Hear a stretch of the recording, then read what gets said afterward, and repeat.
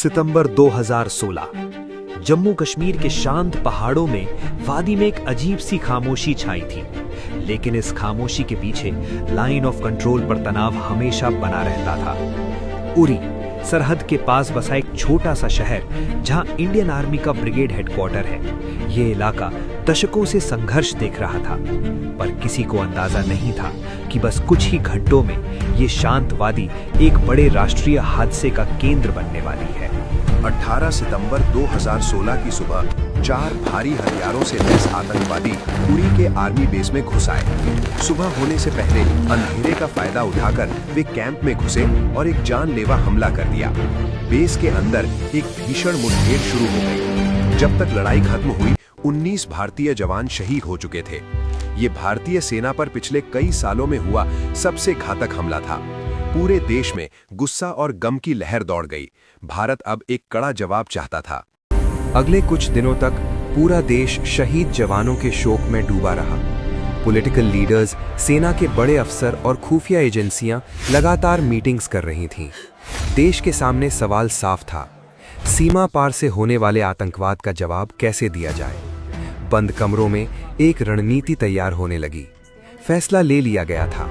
NSA Ajit Doval ने कहा, जवाब सटीक होगा, तेज होगा और खतरनाक होगा।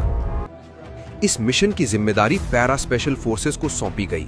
ये वो कमांडो हैं जो गुप्त मिशनों के माहिर खिलाड़ी माने जाते हैं। कई दिनों तक खुफिया एजेंसियां एलओसी के पार बने आतंकी लॉन्च पैड्स पर नजर रखती हैं। सैटेलाइट की तस्वीरें, ग्राउंड सर्विलांस और बारीकी से की गई प्लानिंग, हर कदम फूंक फूंक कर रखा जा रहा था।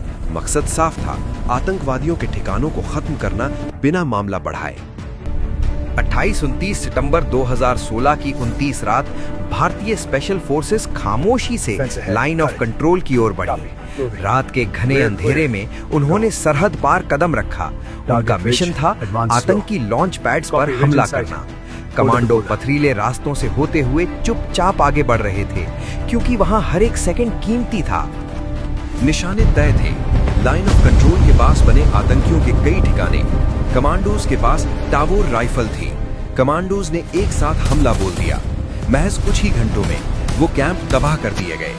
भारतीय सेना के मुताबिक कई आतंकी ठिकानों को पूरी तरह खत्म कर दिया गया, और जितनी खामोशी से वे आए थे, उतनी ही फुर्ती से कमांडो वापस सरहद पार आ गए।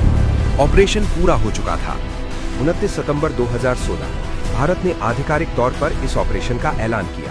अफसरों ने बताया कि एलओसी के पार आतंकी लॉन्च पैड्स को निशाना बनाया गया है। ये खबर पूरी दुनिया की हेडलाइन बन गई। भारत ने इसे एक कामयाब सर्जिकल स्ट्राइक बताया। वहीं पाकिस्तान ने ऐसी किसी भी कार्रवाई से साफ इनकार कर दिया। सितंबर 2016 की यह घटना भारत की सुरक्षा रणनीति में एक बड़ा बदलाव साबित हुई। कई लोगों के लिए ये सीमा पार के खतरों को लेकर भारत के बदलते और सख्त रुख की पहचान बनी। लेकिन उरी हमला आज भी एक दुखद याद है। उन 19 जवानों की जिन्होंने अपनी जान दी, उनकी शहादत को आज भी याद किया जाता है, और उनकी ये कहानी अब आधुनिक भारत के इतिहास का एक हिस्सा है। इस ऑपरेशन के टीम कमांडर और उनके अन्य 2 साथियों को राष्ट्रपति द्वारा कीर्ति चक्र व शौर्य चक्र से नवाजा गया था। ये ऑपरेशन भारत के इतिहास में स्वर्ण अक्षरों में लिखा गया है। तो ये थी भारतीय सेना की स्पेशल फोर्सेस द्वारा किए गए ऑपरेशन की एक छोटी सी झलक। अगर आप सबको ये वीडियो पसंद आई हो तो वीडियो को लाइक और चैनल को सब्सक्राइब करिएगा। मिलता हूं आप सबसे नई वीडियो में एक नई शौर्य गाथा के साथ। धन्यवाद।